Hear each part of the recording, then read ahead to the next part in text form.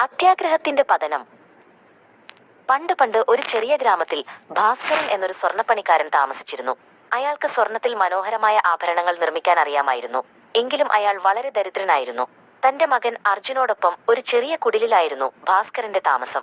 കഷ്ടപ്പാടുകൾക്കിടയിലും അവർ സന്തോഷവാന്മാരായിരുന്നു. ഒരു ദിവസം തന്റെ വീടിനു പിന്നിലെ പറമ്പിൽ വാഴ നടാനായി കുഴിയെടുക്കുകയായിരുന്നു ഭാസ്കരൻ.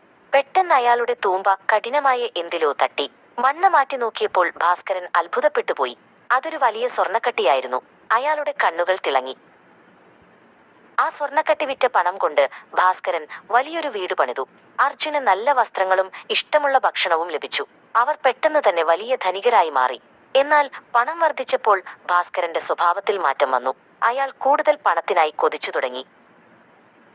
ഭാസ്കരന്റെ ഉള്ളിൽ അത്യാഗ്രഹം എന്ന വിഷം വളരുകയായിരുന്നു.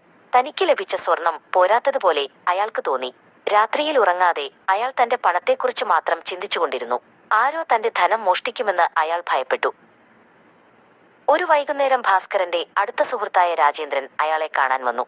രാജേന്ദ്രൻ കഠിനാധ്വാനിയായ ഒരു കർഷകനായിരുന്നു.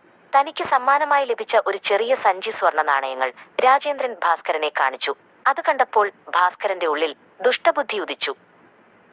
ഇത്രയും സ്വർണം നിന്റെ കയ്യിലിരിക്കുന്നത് സുരക്ഷിതമല്ല രാജേന്ദ്ര, ഭാസ്കരൻ പറഞ്ഞു. അവർ സംസാരിച്ചിരിക്കുമ്പോൾ രാജേന്ദ്രൻ വെള്ളം കുടിക്കാനായി അകത്തേക്ക് പോയി. ആ സമയം നോക്കി ഭാസ്കരൻ ആ സ്വർണ്ണസഞ്ചി എടുത്ത് തന്റെ പീഠത്തിനടിയിൽ ഒളിപ്പിച്ചു വെച്ചു. തിരികെ വന്ന രാജേന്ദ്രൻ തന്റെ സ്വർണം കാണാതെ പരിഭ്രമിച്ചു.